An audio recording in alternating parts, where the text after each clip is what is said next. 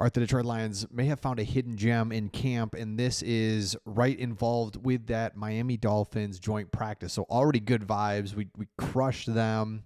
We'll talk about that, of course. But inside of that, in those joint practices, we found an offensive tackle. This is a new guy that we had brought in just recently, and he did really well. And this is huge, and you'll see why, because, man, we need help on defense or on the offensive tackle side of the ball. Let's take a look at it right here.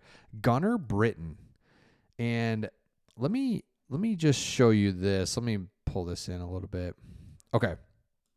Gunnar Britain, who was just added 5 days ago. So remember Colby Sorsdahl. There's a couple injuries. We got put them on IR. It's like, all right, bring in a couple guys. So Gunnar Britain was at a small school. Then he transferred to Auburn, and then he played in like the UFL, and then now he's with the Lions. So he's kind of a unique path, but he was excellent in individual drills. He got plenty of time with the second team offense. Remember, been here 5 days. We've been practicing for like 3 weeks now. And some of that success, particularly in the run game, carried over to team drills. And it says here, prior to Detroit's all over it. It says, like, I don't think he has enough time to take a roster spot from Giovanni Manu or Dan Skipper, but he could very well find himself in the practice squad at 25 years old. Here's what's interesting to me is because tackle, man, Manu is just up and down constantly. Dan Skipper, love ya, but is that our backup tackle? You know what I mean? There's other guys, we can look at it, but I think what they're saying is that's kind of the bottom of the tackles. Okay, time for an update since I started to give my dog the Farmer's Dog dog food. Remember, this is human grade, real food, comes fresh, delivered to your door. They've got it all planned out for you, so you just have to give it to your dog. Couldn't be easier. And what I've noticed with my dog is she absolutely loves this food. She knows exactly when I'm getting into the fridge to get it out. And what I love is it's convenient, just like kibble. Kibble's really easy. This is just as easy. The only difference is this is so much better for your dog, being that it is fresh food. It goes in the fridge. This is what your dog should be eating. And when seeing my dog eat this differently than she does kibble, it shows that this is really important. Just like us as humans need the right food to fuel our bodies, so do dogs. So it is very clear that the Farmer's Dog is on a mission to help dogs live long, healthy lives and give owners peace of mind.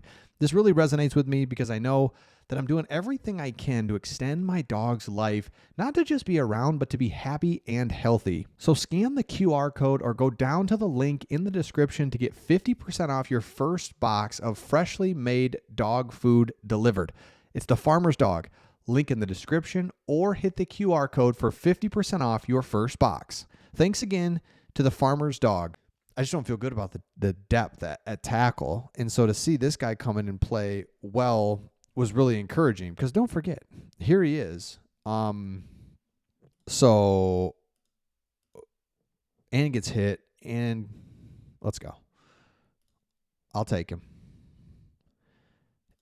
So he was SEC Offensive Line Player of the Week, Player of the Week in the SEC. SEC Player of the Week, Week 9, as an offensive lineman for the Auburn Tigers. Love that. Okay, a couple other things really quick. So Gunnar Britain, great name. Love it. A couple other things from the joint practice, now that we've had a second here, is we know that, again, it's no like just being, we dominated. No, it's like I truly dominated one-on-ones, team drills, everything that we were doing, took care of the Dolphins. I love to see it. Just again, because that's when our starters have gone against a first team defense and first team offense, kind of all camp. So it's great to see. Aiden Hutchinson, all accounts, amazing. Jared Goff. I mean, again, I think he gets lost in all this because Amon-Ra's so good, Jameson Williams so explosive, Jahmyr Gibbs, but he enhances all those guys. They're already, fast, explosive, great footwork, great hands, all that, but it's Goff putting on the money, leading them, doing all the things, and building that rapport and building that trust that they've now had for 2 years, 3 years, 4 years. Goff is so good. I love seeing him play well. And the other one, Vaki's back, so that's really cool to see. And then here's what I was saying earlier, where I mean, it talked about the losers of this. There wasn't very many. We dominated every position. We were doing great in team drills, all that stuff. But Giovanni Manu, man, sounds like he struggled in day one, and then he was out in day two. And so, he is like the example that not everything is all like roses in camp, because that is a lot of it, right? You guys are back, they're fresh, optimistic, everything looks good. The reporting is usually positive. It's easy for us to do it with the Lions because it is a lot of positive stuff with a lot of our really good players coming back, all that. But consistently, Manu has been talked about not doing well, inconsistent, up and down. Dan Campbell saying he's made more bad days than good days. You're like, okay. So that's a bummer. And then the other one, backup quarterbacks. And again, this is not that big of a deal. It's just not. It's just unfortunate because we would like to have a good backup. Duh. But Hendon Hooker, Kyle Allen, I mean, if Goff goes out, we're screwed. If he goes out for any length of time.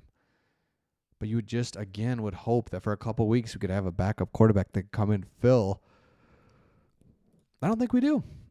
Shockingly, I don't think we do, and that is hard to. But again, you can't fix every position. Dan Campbell, Brad Holmes, they've tried, but they couldn't get it. Okay, one other thing I wanted you to see is one of the things that I never gets old is Barry Sanders just being around, waving to everybody. Let me know in the comments, when did you become a Detroit Lions fan, or how? Who were you watching? If you're anywhere around my age, that was right when Barry Sanders was drafted, so it was an easy one. The energy. Every time we touch the ball, I don't have to tell you guys. Every time we touch the ball, this is so fun. So let me know in the comments.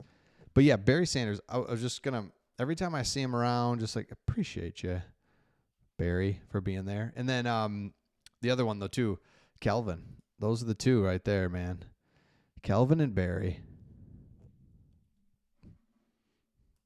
Love those guys. Okay. Again, if you look at our schedule, you look at what's happening in the NFC North, I think it's positive.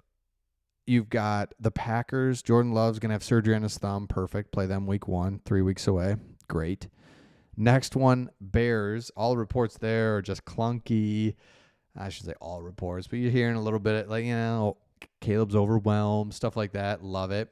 And then the Vikings, I think most of us are like, you know what? Vikings have a pretty good roster, but I just don't understand. It's hard to imagine. And a lot of us are Michigan fans.